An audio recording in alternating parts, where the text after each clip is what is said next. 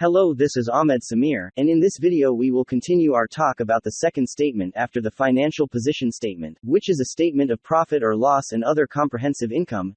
And the first thing we will talk about is concepts of profit or loss and comprehensive income. It is defined: 1. Profit. 2. Loss. As total income minus expenses, excluding the components of other comprehensive income. Other comprehensive income is defined as including items of income and expenses, including reclassification adjustments, that are not recognized in profit or loss as required or permitted by other IFRSs. Total comprehensive income is defined as the change in equity during a period resulting from transactions and other events, other than those changes resulting from transactions with owners in their capacity as owners.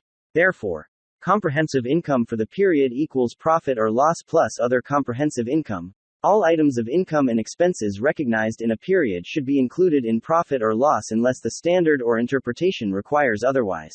Some IFRSs require or allow certain components to be excluded from profit or loss and are instead included in other comprehensive income. Examples of items recognized outside of profit or loss: 1. Changes in revaluation surplus, where the revaluation method is used under IAS1 property, plant and equipment, and IAS38 remeasurement of intangible assets of the net defined benefit obligation or recognized asset in accordance with IAS19 employee benefits. The reason for taking the profits or losses out of the revaluation outside the statement of profits and losses is that the profits are not greatly maximized and thus the demand for dividends, that has not been realized and is not expected to be realized. For example, the revaluation of the land on which the company's factory was established, on which the gain from reinvestment. The evaluation has not been achieved, nor is it expected to happen, the land will not be sold. 2. Exchange differences from translating functional currencies into presentation currency.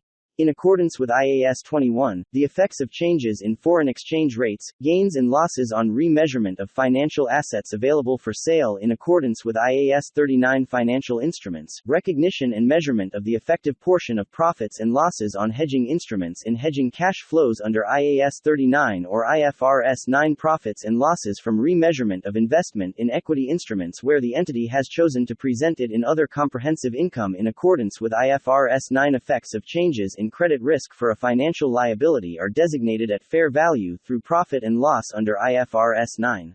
In addition, IAS8 accounting policies, changes in accounting estimates and errors, require corrections of errors and recognition of the effect of changes in accounting policies outside of profit or loss for the current period.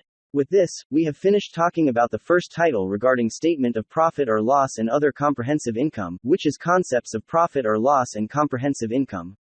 In the next video, we will talk about the second title, which is choice in presentation and basic requirements.